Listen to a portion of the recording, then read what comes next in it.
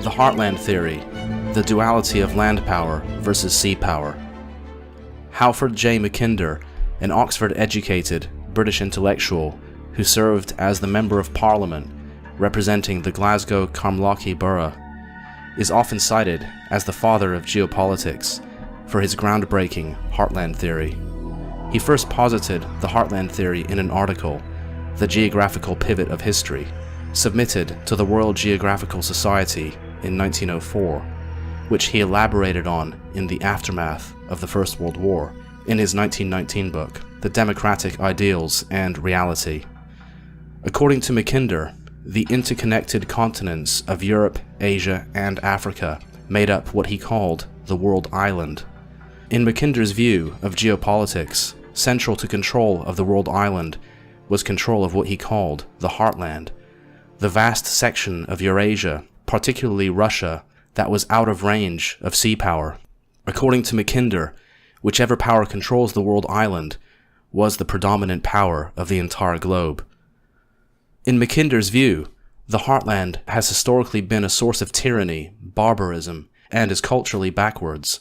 He believed that European history was defined by the interplay between Europe and Asia, and that much of the dynamism of European civilization was a creative response to the predations of the nomadic warrior tribes of the East.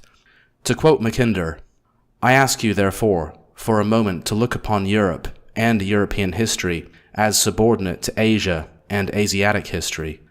For European civilization is in a real sense the outcome of the secular struggle against Asiatic invasion."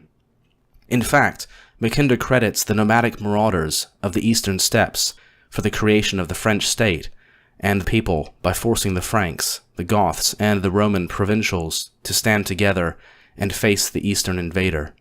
He then suggests that it was perhaps this pressure that forced the Anglos and Saxons to retreat across the English Channel, thus helping to create England. He also credits this pressure from the heartland with the creation of Venice, the predominant medieval sea power state, as a response to the destruction of Aquileia and Padua by the Huns. Mackinder even goes as far to suggest that perhaps the rise of the Hellenic world of the ancient Greeks could be seen as a reaction against the Scythians. In Mackinder's view, Eastern Europe into Hungary has been the landing point for violent and despotic horsemen that have brutalized European civilization time and again, like a hammer. Thus, does he justify his view of the Eurasian world as barbaric, and the heart of what he describes as despotism, whereas Mackinder contrasts his view of the violent barbarism of land-based civilization with that of the coastal land of Western Europe as culturally advanced, civilized, and progressive, presumably due to the influence of the sea and the long history of commercial sea power empires in Western Europe, epitomized by the British, and going back to antiquity, the Middle Ages, and the pre-modern eras with Carthage, Venice, and the short-lived, true freedom maritime republic of the Dutch, respectively. Mackinder theorized the heartland being divided from Western Europe by a line that went from the North Sea to the Adriatic, thus situating Eastern Europe within the heartland. Thus it was through this lens that he viewed the conflicts of European history. For instance, he viewed the eastern half of Germany under the leadership of Prussia, which included both Russia and Austria-Hungary as all manifestations of the same force, the land power of the heartland, and thus saw the neutrality of those two powers in the Franco-Prussian War of 1870 as solidarity between heartland autocracy. He viewed the wars in Eastern Europe as having little consequence, referring to these conflicts as familial quarrels. Thus he believed that the divide between European and non-European geopolitics was a false distinction, and instead that the heartland worked as a single force in the world's affairs. For the most part, it was the autocracies of Eastern Europe that dominated the heartland, while England was dominant in the coastal area of India and Asia, which can be seen in the First Opium War, a mercantilist war waged against the Chinese Empire by England. Dominance in Eastern Europe allowed Germany to essentially control the heartland, which in theory gave them potential global hegemony. According to Mackinder, who rules East Europe commands the heartland. Who rules the heartland commands the world island. Who rules the world island commands the world. Mackinder viewed the expansion of Prussia and unification of Germany under the Prussian Hohenzollern monarchy as the expansion of the tyrannical land power of the Heartland. He believed that, through the leadership of the great statesman Otto von Bismarck, the door had been opened to Junker militarism, resulting in a Prussian push westward and the subjugation of what he considered the enlightened West Germans, whose small principalities he viewed as being historically members of the coastal states of Western Europe prior to German unification. Thus, Mackinder believed that the entire history of Europe was of the tyranny of the Eastern land power against what he characterized as oceanic freedom. Mackinder's contextualization of the world no doubt articulated a deep feeling within England's elites. One can implicitly see in the English elite's response to Germany in the early 20th century and the American elite's response to Russia today that they have an instinctually negative reaction to land powers within a culture that bends more to tradition as opposed to cosmopolitanism. The British elites didn't see the rise of Germany as a geostrategic competitor, but an existential threat to their very way of life. As Christopher Lane, a professor of international affairs at Texas A&M University, wrote, British elites began to see Germany's growing economic power as a menace. Moreover, they resented Germany's economic success because it was the result of trade and industrial policies they deemed unfair. German prosperity, they felt, derived from state intervention rather than the liberal, laissez-faire approach that governed the United Kingdom's political economy. British elites also harbored a deep antipathy toward Germany because they saw its political culture, which privileged the military and its values, as fundamentally antithetical to liberal values. Simply put, they believed Germany was an irredeemable bad actor. It is no wonder that once war began, the British quickly came to understand the conflict as an ideological crusade pitting liberalism against Prussian autocracy and militarism. Mackinder places almost the entire blame for the First World War on Germany, referring to the supposed criminal aggression of the Germans, while only blaming the British with a sort of naive negligence in the face of such an aggressive and militaristic enemy. This is because these tensions represent more than just a conflict of strategic interests, but of two fundamental views of life: land versus sea, tradition versus cosmopolitanism, the stability of firm and grounded roots upon dry land, like the roots of a tree, versus the constant motion and fluidity of water representing constant change. Probably from about 1908, a collision was inevitable. There comes a moment when the brakes have no longer time to act. The difference in British and German responsibility may perhaps be stated as thus. The British driver started first and ran carelessly, neglecting the signals, whereas the German driver deliberately strengthened and armored his train to stand the shock, put it on the wrong line, and at the last moment opened his throttle valves. The going concern is, in these days, the great economic reality. It was used criminally by the Germans and blindly by the British. British elites viewed the German methods of economic organization as a threat to their supremacy, subversive to the world order over which they were the custodians, and thus immoral. Mackinder thought that England's welcoming of the German trade union formed in 1833 was naive, as it was not an expression of British liberalism and free trade, but protectionism. By eliminating competition from outside the German trade union, it bestowed an advantage unavailable within the system of British free trade, and was thus anathema to that system. This was viewed as a sign of hostility and even aggression by the ruling powers of a commercial empire, which was based upon trade and economic supremacy. It was not until 1878, the date of the first scientific tariff, that the economic sword of Germany was unsheathed. For seapower states, economics is just war by other means. In his essay titled Land and Sea, German jurist Carl Schmitt expounds on the different points of view in regards to war, trade and economics for seapower states and land power empires. while land powers will seek decisive battles that often leave the civilian population alone, providing they don't involve themselves in military affairs. This distinction between economic and security interests are much less defined for the seapower state, and therefore the barrier between civilians and militants disappears, or at least becomes much less important. This can be seen by the Allied powers' blockade of Germany after both world wars, that left the civilian population starving and in abject poverty, where it became obvious that there was no separation between civilians and military personnel, and little distinction between economic competition and warfare. The economic life, and thus the material substance upon which the entire population of a nation depends, is fair game. In practice, this tears down any real barrier between combatants and non-combatants, due to the degree of which the commercial sea power state relies upon its economy for national security. As historically, most sea power states are commercial empires, thus economics is more often used as a tool within the arsenal of national security. This is why the British viewed the German strategy of national economy, protectionism through tariffs, and state management of the economy, as opposed to laissez-faire as a form of warfare, hence Mackinder's use of the term economic sword. According to Schmidt, for land war, the states of the European continent have constructed certain forms since the 16th century, at the basis of which lies the thought that war is a relation between state and state. On both sides, there is a state-organized military power, and the armies carry out battle amongst one another on the open battlefield.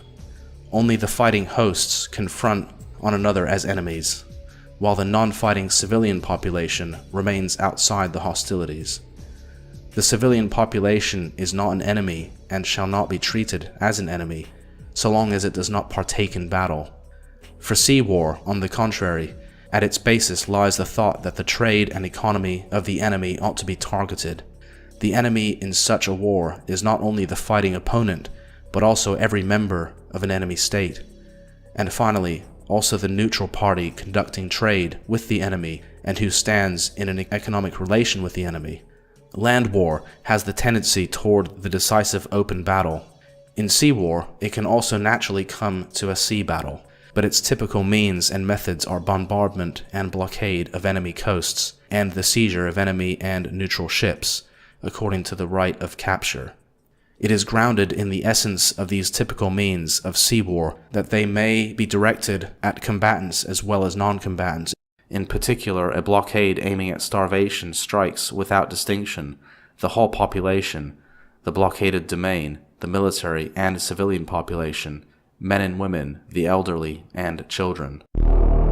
Mackinder resentfully reflected on how Germany used its strategy of national economy to benefit the needs of both the German state and the German people, at the expense of the merchants of the British Empire. The ire and alarm of Englishmen like Mackinder was raised by the German strategy, which represented a completely different and competitive system, one which their mercantilism was ill-suited to compete against, and which bristled their island merchant sensibilities by subordinating the banks and other business interests to the state. While placing the railroads under its direct control, Germany was able to streamline production, give the German people jobs, and build up its population at a time when manpower was central to economic prosperity. Yet, for Mackinder, it was not only the buildup of the industrial manpower that represented a strategic danger for the coastal states of Western Europe. This surplus population gave the engines of Prussian militarism the ability to wreak havoc in his view. Mackinder believed that the only factor keeping the power of the Heartland at bay was its historical inability to assemble the necessary manpower to be a truly terrible strategic threat. The fact that Germany had bridged this gap held terrible significance for him. He believed that it was this surplus population unleashed for military purpose that led to the unprecedented destruction of the First World War. Ironically, Mackinder accuses German culture of being materialistic due to what he considers a singular focus on efficiency at the cost of all else, or what he calls the German mentality of ways and means. However, he doesn't take into consideration the callous materialism inherent in British culture, with the English upper classes' preoccupation with Darwinism and its focus on markets as a mechanism for determining the good, regardless of social outcome. It is specifically this type of utilitarian thinking that led to social Darwinism, which encouraged a cold indifference by the English upper class to the suffering of their lower class countrymen in the fallout of the Industrial Revolution, and the various enclosure acts that forced the peasants off their land and into the cities. Social Darwinism takes the logic of Darwinism that life is a competitive struggle for survival, and applies this logic to one's position within a social hierarchy in the framework of a market economy. The general idea being, once aristocratic privileges have been eliminated, or at least blunted, and a market economy is established where everyone can participate regardless of social rank, those who fall to the bottom do so because they are of inferior stock, or due to some other inherent flaw in their being, and thus deserve their lot. This reflects the general feeling of disinterested isolation inherent in an island people with a commercial culture, feeling as if they are separate from the world. Whereas the German view of life is much more focused on the community as an organic whole, with the nucleus of early 20th century Germany being the Prussian military tradition. Mackinder castigates the Germans for their historical domination and conquest of the Slavic peoples within their geographical vicinity. Yet if we examine English history, we can see that the British have been at least as ruthless in their treatment of their subject peoples.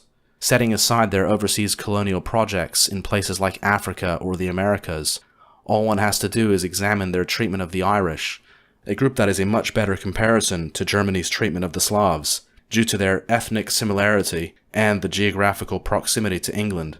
According to some estimates, over 1 million people died during the Irish potato famine, as indebted Irish tenant farmers under the heel of British landlords were forced to eke out an impoverished living, subsisting on nothing but potatoes, while every other food crop was exported abroad. A viral fungus decimated the potato crops in 1845 to 1851. Over 1 million died from either starvation or diseases related to malnourishment. During the famine, 250,000 tenant farmers and their families were eventually kicked off their land between 1845 and 1854 by their English landlords. The reaction by London to the abject suffering of the Irish during the famine was cold and indifferent, with Irish historian Tim Pat Coogan accusing the British state of doing very little outside of a publicity campaign. In his book, Coogan makes the case that the English government intentionally stood by and let the famine take its course, thereby making the claim that this callous indifference qualifies as genocide. Whether or not we accept Coogan's severe indictment, the English had no place to condemn the Germans for their treatment of subject peoples, and their insistence in doing so was so absurd that it displays an intense antipathy that I am not sure can simply be explained away by an appeal to national interest. The Irish potato famine was much more devastating to the Irish people than anything experienced by Germany's Slavic population, and it was at least as historically relevant at the time of his writing than any of the events he was using to demonize Germany, with the exception of the First World War, which he had a skewed perspective on. Mackinder and the English elite placed the blame for World War I solely at the feet of Germany, accusing the Kaiser and Junkers of using the assassination of Archduke Franz Ferdinand as a pretext to eagerly plunge the entire world into World War I, like a nation of madmen. Yet, as we will see in later posts, this simply wasn't the case. Indeed, this simply represents the cultural antagonisms between land and sea culture. Now let's examine things from the Prussian point of view. To understand the perspective of the Germans, particularly the Prussian point of view, we shall refer to the historical philosopher Oswald Spengler and his essay, Prussianism and Socialism. In this extensive essay, Spengler contrasts English liberalism on the one hand and Prussian socialism on the other. However, Spengler's concept of Prussian socialism, with its focus on both martial virtue and a one-for-all social cooperation, as opposed to class warfare and proletarian revolution to seize the means of production, more resembles fascism than Marxism. Spengler noticed a divide in the mentality of the German people, two distinct natures. There was the Prussian nature, and what he identified as a negative side of the German character, represented by German liberalism, which he believed was only ever a poor imitation of the English. This parallels Halford Mackinder's view of the division between the German people, with West Germany being part of the culturally enlightened coastal states of Western Europe, and the despotism of the Heartland, which began with Prussia and went eastward. While Spengler didn't recognize the conflict as geopolitical in nature or the role of the sea as the source of cultural subversion, he inherently understood this division within Germany and saw Prussia as the driving force of a uniquely German outlook. Unlike Mackinder, Spengler was more inclined to give his ideological rivals on the island their due, but he acknowledged a deep divide between the worldview of the English and that of the Prussian. Instead of the freedom of the individual to carve out an existence at the expense of any and all in his path, which is the way of the English, the Prussian view declares that it is the nation, or in Spengler's words, the totality, which is important. This can be summed up by a quote from Frederick the Great Prussian monarch, that the king is only the first servant of the state. The Prussian view was indeed a martial view of life, not in a warlike way, but insofar as a sense of duty was first and foremost, with each citizen having a place in the whole, while to an English mind, work is a burden that one would hope to escape by getting wealthy, a true sign of God's grace and approval. To the Prussian, work was a duty to the nation, to the state, to his people. This explains much of the Prussian preoccupation with efficiency as one's job, especially in the military, wasn't just a job but a calling, a duty to which one dedicated his whole being out of a sense of service, while Mackinder viewed the Prussian mentality as mechanical, the product of a cold and mechanical military mind. Spengler saw the Prussian view in starkly different terms. To Spengler, it was the embodiment of spiritual traits and a specific way of being, one that no Englishman could ever understand, due to their completely divergent nature. While Spengler doesn't specifically acknowledge the influence of the sea, he does recognize that the English and the Prussians have a common ancestry, and seems to believe that it was the Viking spirit that inspired his English cousins to turn to the sea in search of booty. According to Spengler, the organized colonization of the Slavic frontier involved Germans of all tribes, but the area was ruled by nobles from Lower Saxony. Thus, the Prussian people, by origin, is closely related to the English. It was the same Saxons, Frisians, and Anglos who, as roving Viking bands, and often under Norman and Danish names, subdued the Celtic Britons. In the Whigs we can discern the Norseman's delight in piracy and plunder, his pursuit of quick and easy triumphs with abundant portable booty. Spengler contrasts the raiding spirit of the Viking with the communal spirit of the Teutonic Knight, which gradually diverged into two completely different views of the world, with what he defines as conflicting ethical imperatives, the English exalting a personal and independent freedom, while the Prussians bore the mantle of a suprapersonal community spirit. Prussians exalted martial virtues such as loyalty, discipline, selflessness, and a pronounced sense of duty. In Spengler's view, a profound sense of duty is the very essence of what it means to be a Prussian in this sense, a willingness of every individual to sacrifice himself for the good of the totality. To Spengler, the mentality of all for all offers, for the best examples of the Prussian stock, a glorious inner freedom, one that no Englishman could understand due to his notions of a private and personal freedom disconnected from the whole of a society. Where the Englishman has his private firm or his shop, the Prussian has the military and the civil service. In Spengler's view, both the German Conservative Party and the German Socialist Party of this time represented this Prussian idea of all for all. While on the surface they seemed to be at odds, they were really an expression of the same ideal, and at heart were both at odds with German liberals, who in his view were just a parody of British liberals, acting as the unwitting tools for the interests of finance capital. Strategies of the land versus the sea. Sea power states generally have little access to large swathes of land, have limited natural resources, and therefore choose to leverage maritime power in an attempt to gain an asymmetrical advantage over their land-based rivals. These states turn to the sea in order to make up for their otherwise weak position, and do so by focusing on naval supremacy and trade. It is through commerce that they are able to build up economic power, which they use to fortify their naval strength and to police trading routes. Through this strategy, they are able to both project power through the control of commercial trade upon the seas and protect their commercial interests, the backbone of any sea power state.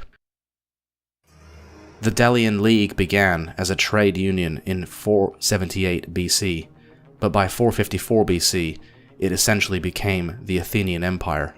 Thus, by building up its economic power through trade, Athens was able to become the dominant maritime power of its time and thereby realize its imperial ambitions. It was England's insular position that allowed the island nation to strike out on its own and forsake the continental system of Europe. Under Henry VIII, England extricated itself from the European system, including purging the influence of the Roman Catholic Church by forming the Church of England and making it England's official religious institution. Through this action, Henry was able to use the Reformation to solidify his power and challenge the notion that his authority was in any way contingent upon the continental system or secondary to that of the Roman Catholic Church or the Holy Roman Empire. To secure his newly declared independence from the European system, he strengthened the Royal Navy. Henry VIII funded the Navy by seizing and subsequently liquidating the assets of the Roman Catholic monasteries, putting the assets into the king's treasury. This led to the creation of a new system and new aristocracy that included merchants, lawyers, and other bourgeoisie who helped the crown capitalize on the seizure of church assets and resources which were used to construct the new navy. Successive monarchs depended on private interests to help fund the Royal Navy due to the constraints put on the English crown by Parliament after the Glorious Revolution, and when English monarchs refused to share power with the City of London, as in the case of the Stuart dynasty, money was not forthcoming. Eventually, the Royal Navy once again found itself funded by London's ever more entrenched financial interests, and according to naval historian Andrew Lambert, after 1688, the Crown ceded control of the Royal Navy to the City of London. Thus, it was that the insular position of England led to the creation of a maritime commercial empire, which represented the interests of merchants and bankers. According to Spengler, the English sense of insularity began with a Viking turn to the sea in search of plunder, and of being an island protected from both potential enemies and the continental conflicts of Europe, while the opposite situation existed for the Prussians. Prussia, by simple geography and circumstance, was forced into the conflicts of much greater powers, such as Russia and France. Yet it was through this pressure and constant proximity to danger that Prussia was forced to strengthen her military prowess. While the English were shaped by their splendid isolation, the Prussian mentality was molded, on one hand, through the various wars and conflicts with greater powers, and on the other, by the Hohenzollern monarchy of Brandenburg. Besides governing Brandenburg, the Hohenzollern monarchy also governed a collection of disparate and scattered lands, eventually consolidating them all into the Kingdom of Prussia, after which they embarked on the conscious construction of a national identity. It was important to bring these lands together under one banner with one identity if the nascent kingdom was going to survive. It was this pressure, these conflicts, and the sheer power which Prussia had to compete with in order to survive that forced this small kingdom to streamline their military and punch above their weight. In fact, Prussia faced destruction on numerous occasions and was reduced to a rump state by Napoleon, before recovering her place in Europe and becoming stronger than ever. Hence, the Prussian strategy of national solidarity, as exemplified by its national economy, was a product of a history that forced the Prussians to have a more communal national outlook in order to survive, and was not a strategy of universal conquest. Yet for land power states, the choice is often to conquer or be conquered.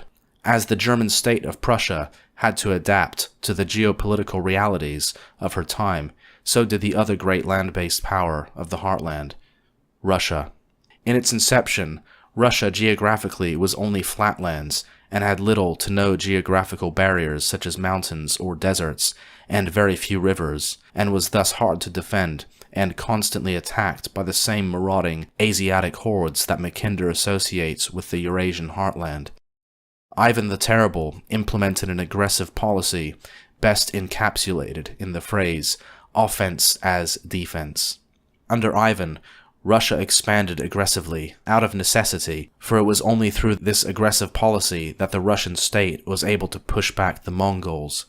Land power empires territorially expand through the conquest of ever more adjacent lands by necessity, lest they suffer the same under a neighboring power, and as such require a strong centralized state to administer their lands, which often include populations that don't initially identify with the ruling authority.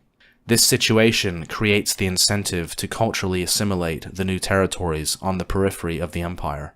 Therefore, just as Prussia needed to impose a cultural identity to solidify the Prussian state, a more totalizing central state, along with communal and traditional cultural forms, are needed in order to more easily hold together an empire of culturally diverse peoples with little in common, to both create a sense of community and to avoid conflict. This totalizing state also often centralizes economic and military control of the capital. Thus we can see the very real role that geography plays in the formation of nations and civilizations. To the English mentality, with its prejudices as expressed by Mackinder, formed by its splendid isolation, views the land-based empires of Eurasia as a source of tyranny and despotism, not understanding the geographical and historical pressures that lead to the creation of these states. Therefore, the ideological conflicts between land powers and sea powers, as exemplified by England and Prussia in the early 20th century, or by Russia and the United States today, center around their view of the state. The land power view of the state embodies the principles of unity, of class cooperation, and thus sees society as a cohesive whole, whereas the English view replaces the Prussian idea of the state with the idea of the individual interacting within the context of the market economy, pursuing their so-called rational self-interests. So in this way, American animosity towards Russia is a geopolitical necessity for its ruling class, and has been this way since at least the early 1940s. Hence the aim to take the Rimland has become crucial. But what was the Rimland? Nicholas John Spickman, professor of international relations at Yale University, took Heartland Theory and expanded it to the Rimland strategy of containment. The Rimland is the broad coastal landmass of Eurasia, containing the vast majority of the world's population and unfathomable amounts of resources and capacity to power. Therefore, control over the Rimland is crucial for the United States, and by extension, Atlanticist powers in general, to ensure global hegemony. Nicholas John Spickman, The Geography of the Peace. The concepts Mackinder and later Spickman developed were diligently taken over by the American Secretary of State, John Foster Dulles, one of the original architects of the Cold War against the Soviet Union, and has been partial to American foreign policy ever since. No matter who is in power in the heartland, meanwhile, they will always be considered an enemy to the powers from the periphery, like the British and the United States. As long as there is a powerful and independent entity in the heart of Eurasia, whether that be a Tsardom, a Soviet Union, or a Russian Federation, the United States will consider this entity to be her mortal enemy.